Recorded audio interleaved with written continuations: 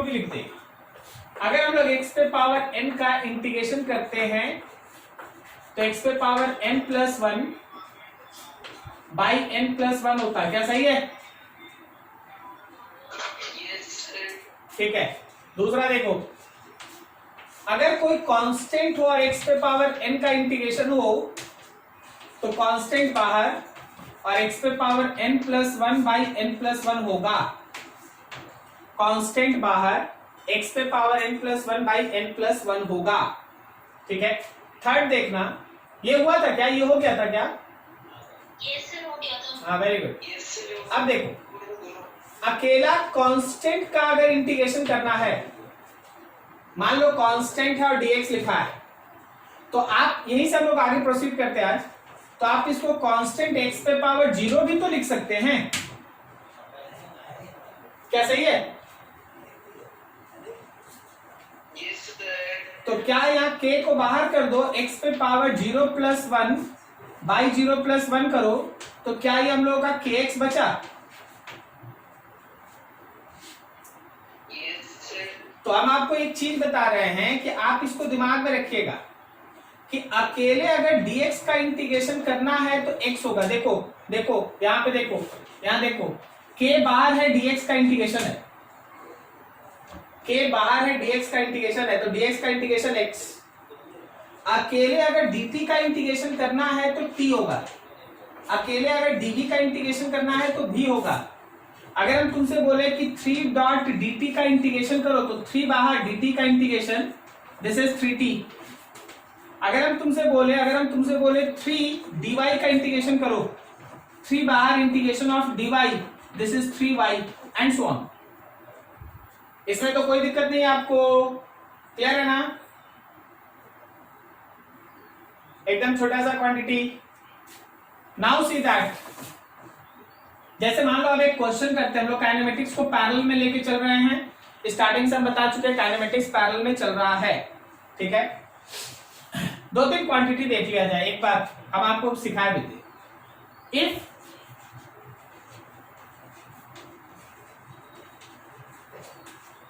if displacement of any body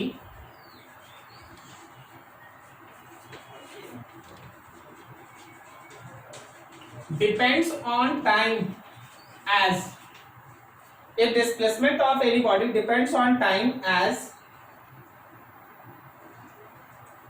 x equals to, ध्यान से, 2t square plus 3t plus 4, sorry, चलो ठीक है। If displacement of any body depends, displacement नहीं लिखना है, या वेलोसिटी हमको लिखना है, वेलोसिटी लिखना है। If velocity of any body depends on time as this, then find first equation of its displacement, दूसरा equation of its acceleration। देखो वेलोसिटी का इक्वेशन है 2t square plus 3t plus 4, 2t square plus 3t plus 4। तो उसके basis पे हम लोगों को डिस्प्लेसमेंट का इक्वेशन और एक्सेलरेशन का इक्वेशन निकालना है। थोड़ा प्लान बनाओ, प्लान देख, प्लान क्या है, कैलकुलेशन बाद में करेंगे, पहले प्लान। भी गिवन है, x चाहिए, a चाहिए, चलो बता दो किधर डिफरेंशिएशन लगेगा, किधर इंटीग्रेशन लगेगा, बताओ तो सोच के।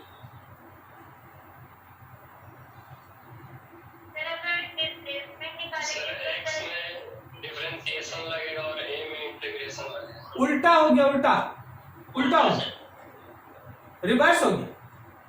अगर v से a चाहिए तो a मतलब dv बाई dt, याद आ गया, और x का मतलब integration of v dot dt। देखना लास्ट डे कॉपी पे लिख के गया है,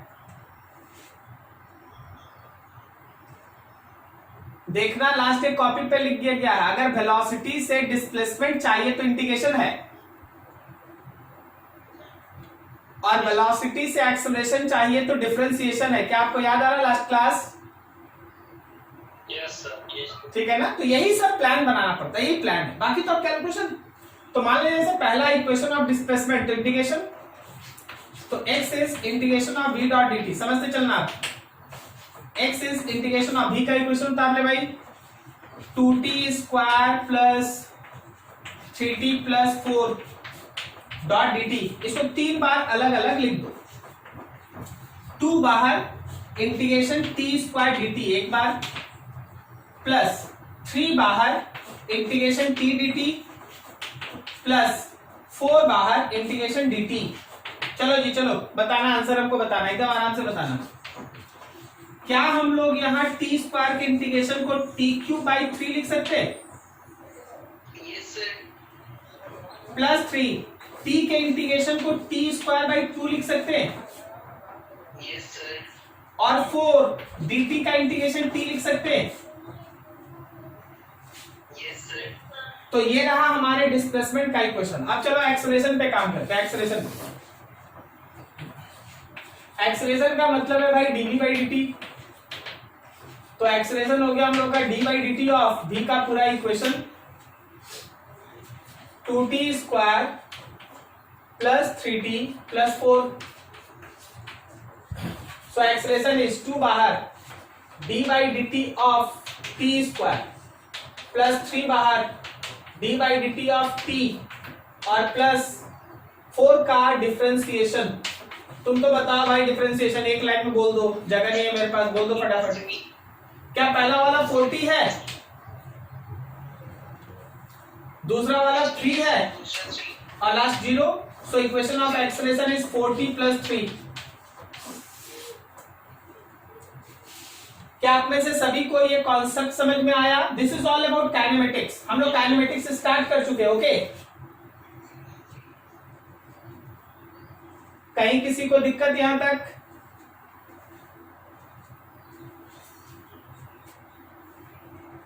किसी को भी प्रॉब्लम नहीं? नोट करो अच्छे से, फटाक से। अब आप कंपैरिजन देखिएगा, कंपैरिजन सीखिएगा।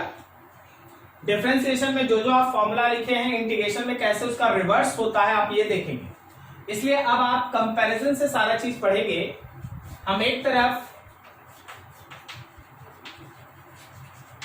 डिफरेंशिएशन का इक्वेशन लिखेंगे और उसी के कंपैरिजन पे फिर इंटीग्रेशन का इक्वेशन लिखा जाएगा, इंटीग्रेशन का फॉर्मूला। एकदम आराम से, छोटा छोटा चीज होगा, समझते जाना।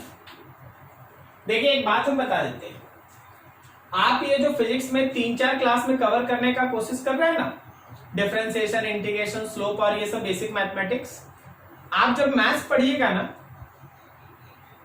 तो 11 का 3-4 महीना और 12 का 6 महीना खाली यही पढ़ाई होते रहेगा। ठीक है? तो आप ये मत समझिएगा कि आपको सारा चीज इसका पढ़ा दिया गया, बस इतना पढ़ाया गया है कि जब आपको फिजिक्स में कुछ बोला जाए तो आप उसका कुछ मतलब निकाल के कुछ काम कर सके। बात समझ रहे हैं ना? इतना बताया जा रहा है कि फिजिक्स में आप थोड़ा मोड़ा काम कर सके, जो इस टॉपिक का आएगा बात उसको कर सके। नहीं तो आप तो मैथमेटिक्स में इसको 11-12 तक पढ़ते रहिएगा, तो फिजिक्स क्या करेगा? इंतजार करेगा? नहीं ना, बस यही हो रहा है। तो ये मत सोचना कि पूरा डिफरेंशिएशन, इंटीग्रेशन तुमको फिजिक्स में पढ़ा दिया गया। बहुत बार ऐसा क्वेश्चन आएगा जिसको मैथ्स के हिसाब से आपको सॉल्व करना पड़ेगा, लेकिन हम लोग 10 में से 8-9 क्वेश्चन कैसे बनना है उसके लिए तैयारी कर रहे हैं। ठीक है? फिजिक्स देख, मान लो जैसे हम लोग डिफरेंशिएट करते हैं log x को, तो जब आप log x को डिफरेंशिएट करते हैं तो 1/x होता है। पढ़े हैं क्या आप लोग?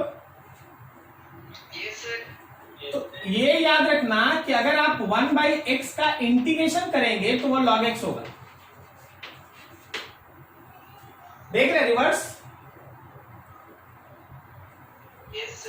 दूसरा देखो, आप डिफरेंशिएट किए थे e पे पावर x को, तो e पे पावर x था, तो यहां तो एकदम अगर e पे पावर x का इंटीग्रेशन होगा तो e पे पावर x ही रहेगा, कोई इशू नहीं। थर्ड देखो, आप याद करो d by D theta of sine theta लिखे थे, तो क्या वो कॉस थीटा था? Yes, sir. तो ध्यान रखना कि अगर cos theta dot D theta होगा तो याद रखना कि वो साइन थीटा होगा। फोर्थ, अगर हम लोग D by D theta cos theta लिए तो वो आया था माइनस ऑफ साइन थीटा। तो देखा जाएगा अगर इंटीग्रेशन होगा sine theta dot D theta का तो याद रखना वो होगा माइनस ऑफ कॉस थीटा। अगर हम लोग डी बाई डी थीटा करते हैं टैन थीटा का, हाँ बोलो जी सर उस केस में सर साइन थीटा में माइनस नहीं लगेगा सर? नहीं, तुम देखा नहीं फिर ध्यान से ना, हम ये वाला माइनस है ना इधर कर दिए तो ये इधर बच गया ना। Yes sir. तुम इस माइनस को यहां भी लिख सकता है, कोई इशू नहीं है, ठीक है, लेकिन अच्छा रहेगा उधर।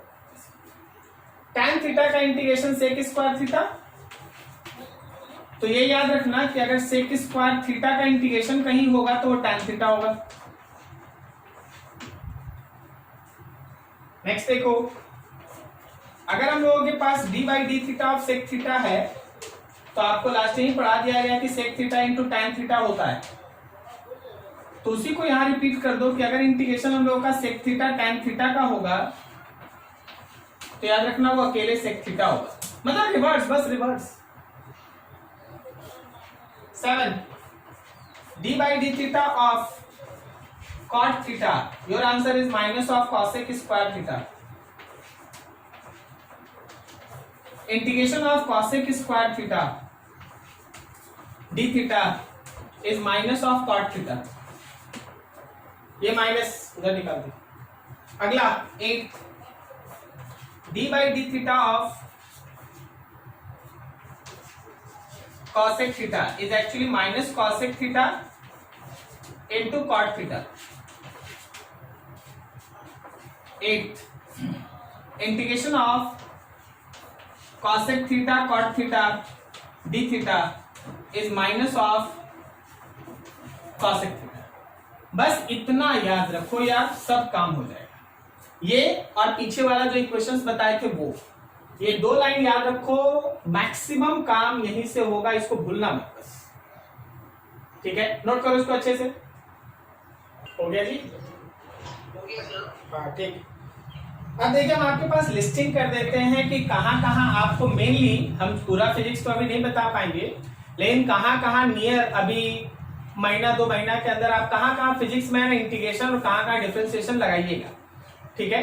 और जब आप 1 महीना 2 महीना स्पेंड कर लीजिएगा ना इस पे, इतना बार फॉर्मूला यूज हो जाएगा कि आपको धीरे धीरे याद हो जाएगा। बट मेरा ये कहना है कि आप अगले दिन से जब क्लास में बैठे तो ये सारा फॉर्मूला आपको आए, ये आए मतलब जितना भी अभी तक आप फॉर्मूला पढ़े ना वो सब आए, ठीक है। अब देखो हम लोग थोड़ा सा एक है ना लिस्टिंग करते हैं कि डिफरेंशिएशन कहाँ यूज हो रहा है, इंटीग्रेशन कहाँ हो रहा है।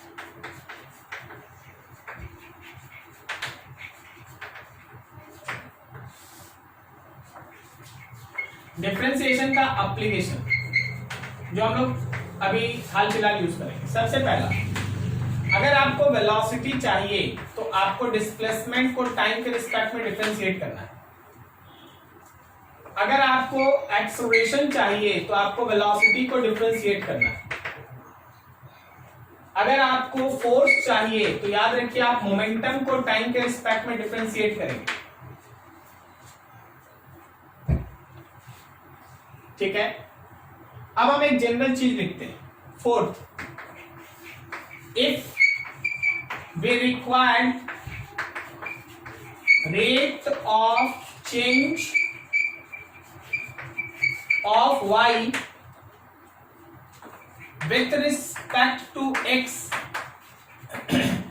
then we have to use differentiation.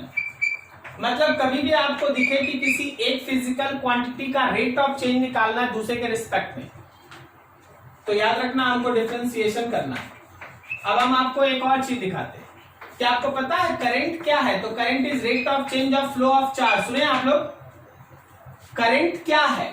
Current is rate of flow of charge, यही होता है ना। तो आप याद रखिए कि आपको चार्ज को टाइम के रिस्पेक्ट में डिफरेंशिएट कीजिएगा, करंट मिल जाएगा, ठीक है। और लिखते और देखो थोड़ा सा और आगे आप पढ़ाई करेंगे तो जब आप फोर्स लिखना चाहते हैं तो force is also differentiation of work with respect to displacement. Force इसके बराबर भी होता है, differentiation of work with respect to displacement. और आगे देखिए, अगर आप पावर लिखते हैं पावर, तो power is differentiation of energy with respect to time. Power जो है वो टाइम के रिस्पेक्ट में एनर्जी का डिफरेंशिएशन है, ठीक है। और देखो, अगर आप टॉर्क लिखते हैं, टॉर्क का नाम सुने थे ना आप लोग, डीएल बाई डी, तो आप याद रखिए एंगुलर मोमेंटम का डिफरेंशिएशन है DL by D. Angular momentum का टाइम के रिस्पेक्ट में डिफरेंशिएशन है ये टॉर्क, ठीक है। आगे देखिए 8 के बाद एक 9 देखो। अगर हम तुमसे बोल देते हैं, देखो आज हम लिखे थे 12 का एक लिखे थे, कल लिखे थे शायद, flux is equals to EMF. एक मिनट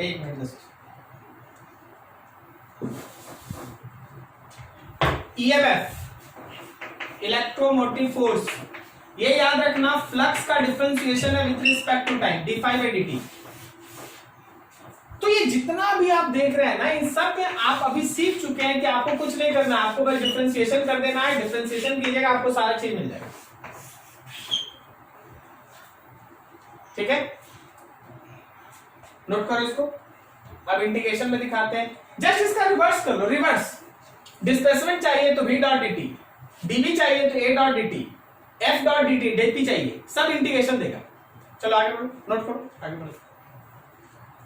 हाँ बोलो जी। तो ये रेट ऑफ चेंज ऑफ के बाद क्या लिखा है? Rate of change of y with respect to x, rate of change of y with respect to x, ठीक है।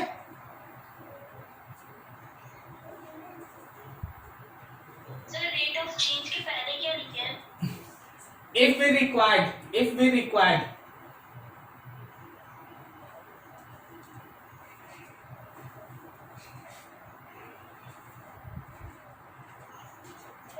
हाँ बोलो जी। तो ये जो रेड टाइप का साइन है वो टॉर्क का साइन है। हाँ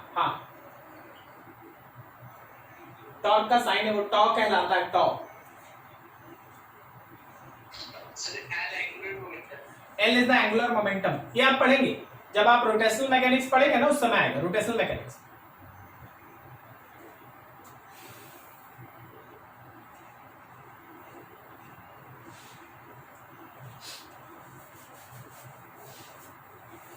चलो अब इंटीग्रेशन दिखाते हैं।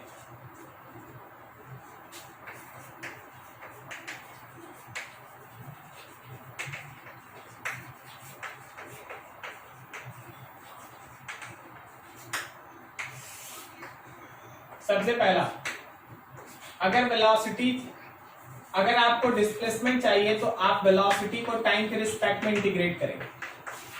अगर आपको वेलोसिटी चाहिए तो आप एक्सेलरेशन को टाइम के रिस्पेक्ट में इंटीग्रेट करेंगे।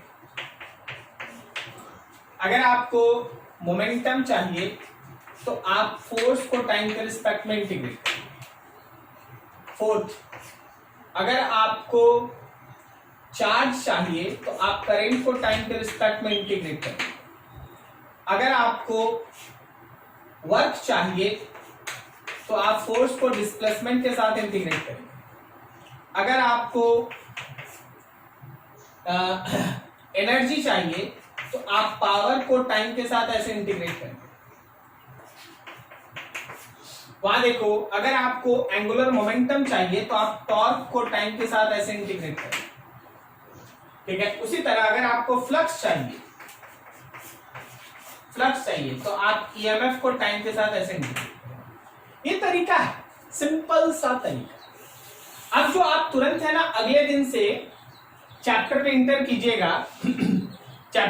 कीजिएगा और आप क्वेश्चन बनाने लगिएगा, तो आप देखिए आपके सामने क्वेश्चन कैसा होगा। आपके सामने क्वेश्चन होगा ऐसा, if acceleration of body a is equals to 3t square,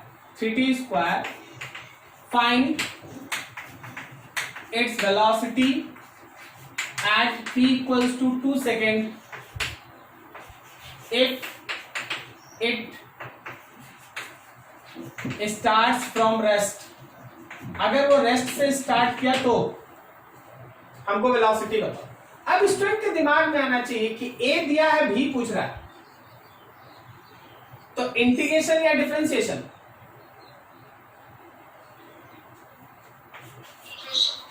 integration. तो आप लिखेंगे v is integration of a dot dt, और लिखेंगे v इंटीग्रेशन की जगह पे 3t स्क्वायर एंड dt। क्या हम सीधा सीधा इसको t पे पावर 3/3 लिख दें? ये 3 कट गया तो v का इक्वेशन हो गया, t पे पावर 3 ये इक्वेशन हो गया। लेकिन आपको वेलोसिटी चाहिए कब?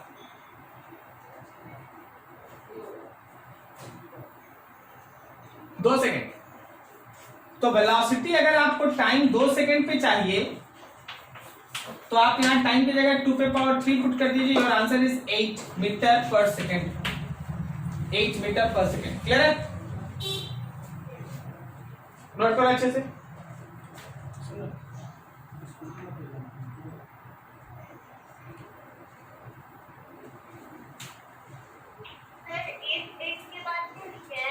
कहां पे?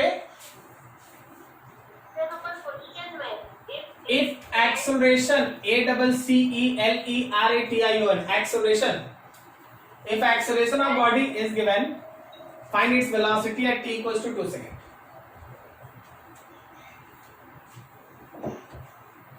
एक टर्म होता है that is called definite integration.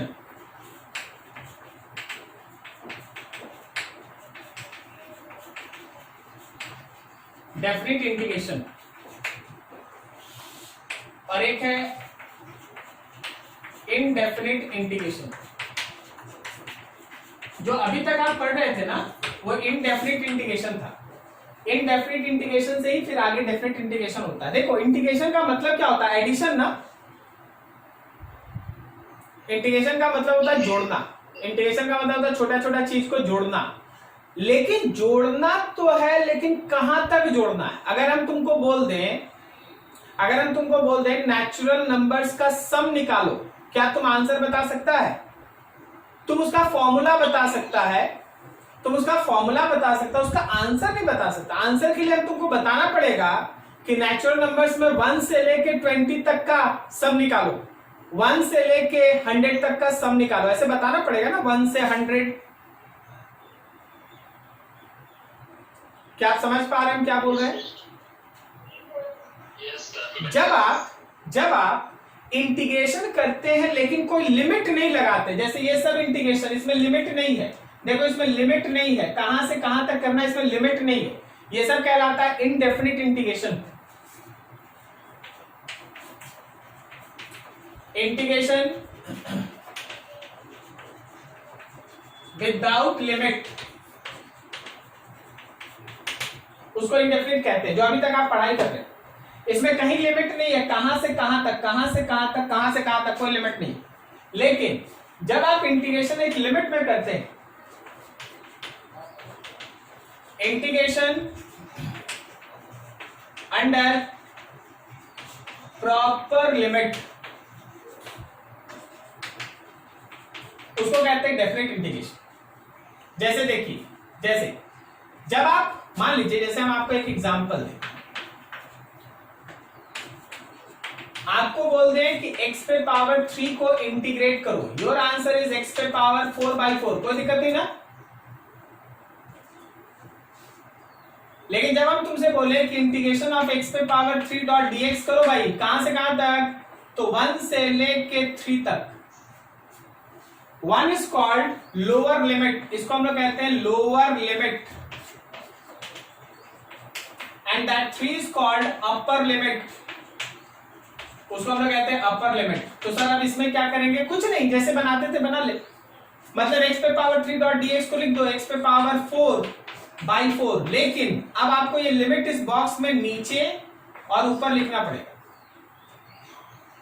नीचे 1 लोअर लिमिट, ऊपर 3 अपर लिमिट। तो सर इसका यूज क्या है?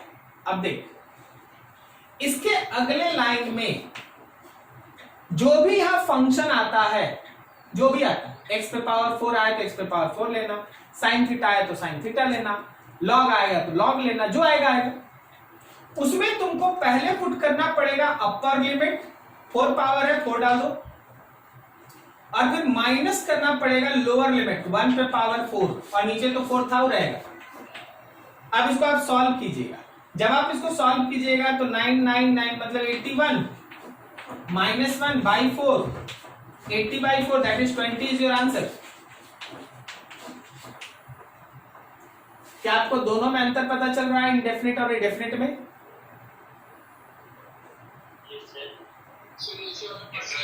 हम और अभी इस पे और एग्जांपल देंगे, लेकिन हम एक स्टार्टिंग बात बोल रहे हैं। इनडेफिनिट में कोई लिमिट नहीं होता, बस आप फॉर्मूला निकाल के छोड़ देते, ठीक है। लेकिन डेफिनिट में फॉर्मूला निकालने के बाद उसमें upper limit minus lower limit, upper limit minus lower limit करके एक आंसर आता है। जैसे अगला एग्जांपल देखो, इसका काम खत्म ना, ये हम समझा दें। अब ये काम, अगर हम तुमसे बोल दें कि देखो जी इंटीग्रेट करो 3t.dt को 0 से लेके 1 सेकेंड तक, 0 से 1 सेकेंड। तो पहले तो आप इसको इंटीग्रेट कर दीजिए, t का इंटीग्रेशन हो गया t²/2 0 से 1 तक। अब आप 3 बाहर रखिए, पहले t के जगह 1 पुट कीजिए, 1 का स्क्वायर, फिर t के जगह माइनस करके 0 का स्क्वायर एंड डिवाइडेड बाई 2, कितना बचा ये? क्या ये 3/2 आया? This is your answer. चलो इस फिगर को देख के बताओ कौन है इसका लोअर लिमिट? 0। कौन है इसका अपर लिमिट? 1। ठीक है, इस तरह का जब आप प्रॉपर लिमिट के हिसाब से आप इंटीग्रेशन करते हो उसको कहते हैं डेफिनेट इंटीग्रेशन। आप यहां तक नोट करें, एक दो और क्वेश्चन हम लोग इस पर बनाएंगे।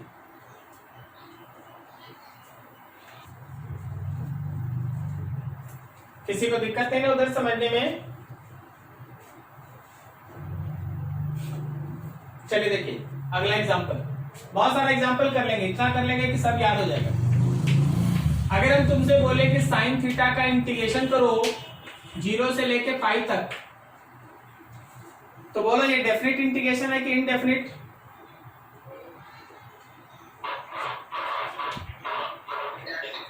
डेफिनेट इंटीग्रेशन है। साइन थीटा का इंटीग्रेशन बोलिए। कॉस नहीं, minus cos, minus cos, copy देख लो अच्छे से, माइनस कॉस है, सही है जी।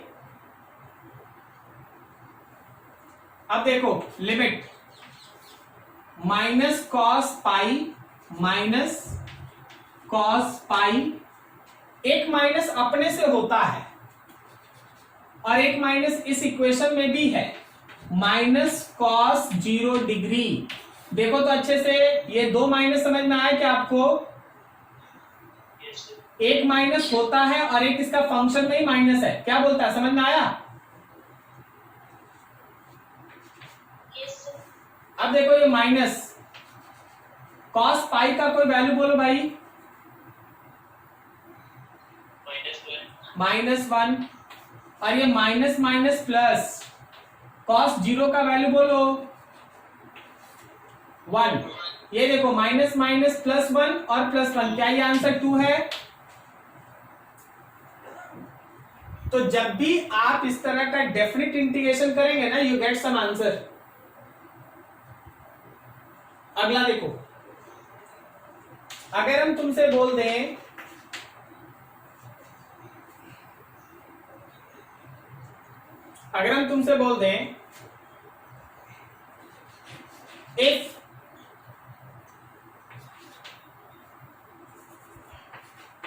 if velocity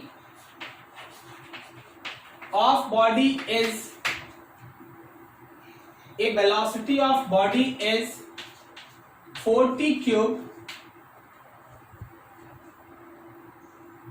and body is at x equals to 5 meter at t equals to 0, then find position of body at t equals to 5 seconds. इस question को ऐसे समझिए कि टाइम जब 0 था तो पोजीशन था 5 मीटर, और जब ये टाइम 5 सेकेंड हो गया तो तुमसे पोजीशन पूछा जा रहा है, जबकि गिवन क्या है, तो गिवन है आपके पास वेलोसिटी विच इज 40 क्यूब। क्या आप दिमाग बना पाए अभी तक कि ये इंटीग्रेशन से बनेगा? Yes, sir. क्या आपको ये समझ में आ गया कि ये इंटीग्रेशन से बनेगा? Yes, sir. ठीक है, अब आपको क्या ये समझ में आ गया कि ये डेफिनेट इंटीग्रेशन है कि indefinite integration? Yes, sir. Definite है या इनडेफिनेट है? Sir, definitely. हाँ, वेरी गुड, वेरी गुड, एकदम सही। ऐसे ही पढ़ाई होता है। पहले आपको पता है कि भी है तो x निकालना है तो इंटीग्रेशन है। अब यहाँ पे समय भी दिया है, पोजीशन का भी बात है, तो एक लिमिट के अंदर बात हो रहा है 0 से 5, तो definite. Now you have to proceed in that way. Now see that, देखना बहुत बढ़िया से। क्या हम लोग ऐसा पढ़े थे कि dx by dt is equals to v होता है, तो क्या हम लोग यहां से लिख सकते हैं dx is equals to v dot dt? अब आप लिखने का तरीका देखिएगा। अब आप लिखेंगे integrating both side, integrating both sides, दोनों तरफ इंटीग्रेट करेंगे, तो लेफ्ट हैंड साइड में इंटीग्रेशन dx का v डॉट dt। यहां देखो इंटीग्रेशन ऑफ dx और v के जगह वो इक्वेशन आ गया 4t cube dot dt। Limit देखना, लिमिट, लिमिट को एकदम ध्यान से देखना, नहीं समझ में आएगा पूछना। जब टाइम, इधर टाइम वेरिएबल है, इधर x वेरिएबल, इधर टाइम वेरिएबल, इधर x वेरिएबल, जब टाइम का लिमिट होगा तो 0 से लेके 5 सेकेंड, 0 से 5, और x का लिमिट होगा 5 मीटर से लेके एक नए x तक, 5 मीटर से x। 0 टाइम में 5 मीटर, 5वें सेकंड में कितना मीटर ये बताना है। क्या आपको ये लाइन समझ में आया? बताओ भाई, dx का इंटीग्रेशन क्या होता है? सर x होता है 5 से लेके x तक, 4 बाहर, t क्यूब का इंटीग्रेशन क्या होता है? t पे पावर 4/4 होता है, सही ना? 0 से लेके 5।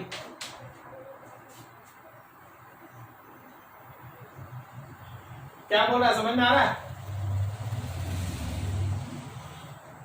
बोलो जी, समझ में आ रहा है? सुनाई नहीं दे रहा कुछ? Yes, sir. समझ आ गया। Yes, sir. अब देख, यहां पे पहले upper limit minus lower limit, ये 4 और 4 कट गया, छोड़ दे। फिर यहां अपर लिमिट 5 पे पावर 4 माइनस लोअर लिमिट 0 पे पावर 4, तो ये हो गया x माइनस 5 इज 25 इंटू 25, 625। 5 उधर भेज दो, 5 उधर भेज दो, ऐड हो गया। This is your answer.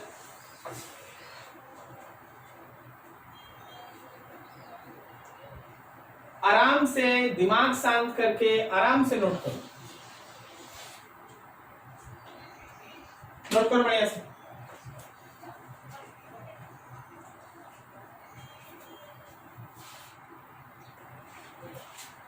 Question ये,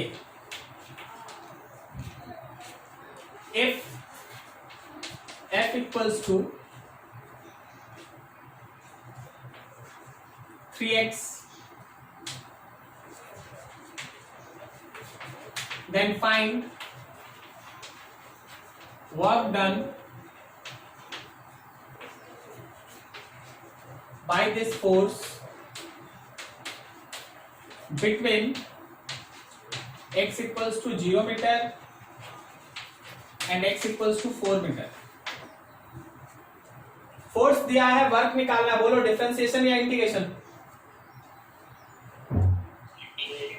इंटीग्रेशन, इंटीग्रेशन। और लिमिट किसका है, वर्क का लिमिट है कि एक्स का लिमिट है, एक्स का लिमिट है। तो आप ऐसे कुछ प्रोसीड करेंगे। देखिए आप इस बार पता है कि यहाँ वर्क का लिमिट नहीं है, तो आप सीधा लिख सकते हैं W is integration of F dot d x. कोई बोला नहीं सर ऐसे नहीं लिखेंगे, आप हमको जैसे पिछला बताए थे वैसे ही बताइए। तो देख क्या हम लोग dw by d x is equal to f लिखें, तो फिर हम dw is equal to f dot d x लिखें। ठीक है, अब देखो यहां पे इंटीग्रेट करेंगे dw को, तो यहां इंटीग्रेशन होगा एफ डॉट डी एक्स का। अब हमको पता है कि मेरे इस क्वेश्चन में वर्क का लिमिट नहीं दिया है, ठीक है, तो हम इसको सीधा w लिख देंगे और f के जगह पे इक्वेशन लिख दिया हम लोग का 3x dot d x. Question को ध्यान से देखो, क्या मेरा x का लिमिट दिया है, लोअर लिमिट और अपर लिमिट, बोलो कितना है लोअर लिमिट x का, अपर लिमिट 4। तो देखो इधर कोई लिमिट नहीं डाली, इसको ऐसे ही छोड़ दिए। पिछले केस में क्या था, x का लिमिट था 0.5 मीटर से लेके कहीं तक, सही है ना। अब देखिए 3 बाहर, x का इंटीग्रेशन x स्क्वायर बाई 2 हो गया 0 से लेके 4 तक। तो चल भाई काम कर, 3x के जगह पे 4 का स्क्वायर माइनस 0 का स्क्वायर डिवाइडेड बाई 2, तो हो गया 16 में 2 से divide 8, 3 multiply 24 is your answer. क्या आप सभी को ये क्लियर हुआ? क्या आपको समझ में आ रहा है डेफिनेट इंटीग्रेशन कैसे चल रहा है? अगला देखो,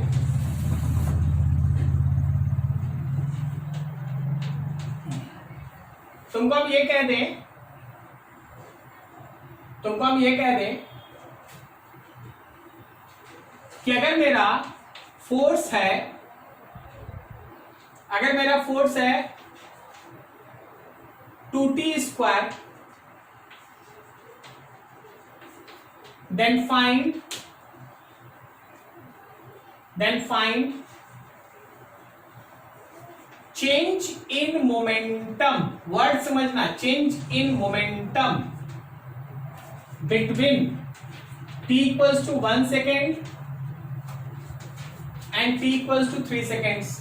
तो इस वर्ड पे ध्यान रखना, चेंज इन मोमेंटम। चलो पहले ये बताओ कि इंटीग्रेशन या डिफरेंशिएशन, ऑब्वियसली इंटीग्रेशन क्या लिखे, dp by dt is equal to f, तो लिखेंगे dp is equal to f dot dt, और फिर करेंगे integration dp is equal to integration of f dot dt। क्या आप समझ पा रहे हैं यहां तक? क्या यहां तक समझ में आया? यहां तक अब थोड़ा सोचना। देख यहां पे एक मेंशन है वर्ड चेंज इन मोमेंटम, तो आपको इसका लिमिट लिखना पड़ेगा, इनिशियल मोमेंटम से फाइनल। और यहां फोर्स को हटा के पहले टाइम लिख लेते हैं, टाइम वाला इक्वेशन जो है, टाइम वाला equation 2t square dot dt। बोलो टाइम का लिमिट कहां से कहां तक, 1 से 3। तो इस बार हमको dp का भी लिमिट डालना पड़ा है, इनिशियल से फाइनल, क्योंकि क्वेश्चन में चेंज बोल दिया है, चेंज इन मोमेंटम। तो 1 सेकेंड में इनिशियल मोमेंटम, 3 सेकेंड के बाद फाइनल मोमेंटम। बोलो dp का इंटीग्रेशन कितना, p इनिशियल से फाइनल, इधर देखो 2 बाहर, t स्क्वायर का इंटीग्रेशन tq बाई 3, 1 से लेके 3 तक। तो क्या हम लोग यहां पर p final minus p initial करेंगे? तो लेफ्ट में पुट किए upper limit minus lower limit, मिलाते जा भाई, p के जगह p final minus p initial, 2 है, t क्यूब के जगह पे 3 का क्यूब माइनस 1 का क्यूब, और नीचे में 3 है। इस पे ध्यान, क्या ये पूरा मिलके चेंज इन मोमेंटम हुआ? बोलो भाई। Yes sir. ठीक, ये 2 है, ये 3 का क्यूब मतलब 27 -1/3, तो ये 26 इंटू 2, तो चेंज इन मोमेंटम का वैल्यू हो गया 26 into 2, 52/3। This is your answer. Actually हम आपको ये बताना चाह रहे हैं ना, कहां हम लिमिट नहीं लिखे हैं और कहां हम लिखे हैं, ये सब क्वेश्चन पे डिपेंड करता है। तुमसे बोला कि वर्क निकाले, नहीं बोला कि चेंज इन वर्क निकालो, नहीं बोला कि शुरुआत में इतना काम है तो बाद का वर्क निकालो, तो हम सीधा सीधा DW को W लिखते हैं, लिमिट पे नहीं लिखते। क्या आप समझ रहे हैं? लेकिन जब ये न्यूमेरिकल आया तो बोला चेंज इन मोमेंटम लिखा, मोमेंटम नहीं बोला। अगर मोमेंटम बोल देता ना तो हम डीपी को पी लिख देते, काम खत्म। अगर बोलता है कि find momentum at t = 1 and t = 3, तो हम केवल डीपी को पी लिख देते, लिमिट नहीं लिखते। Do you understand this? समझ में आ रहा है क्या? Yes sir. चलो बढ़िया। तो ये बहुत मेजर सेक्शन था, आप कवर किए, नोट कीजिए इसको बढ़िया से। कहीं डाउट है बोलिए।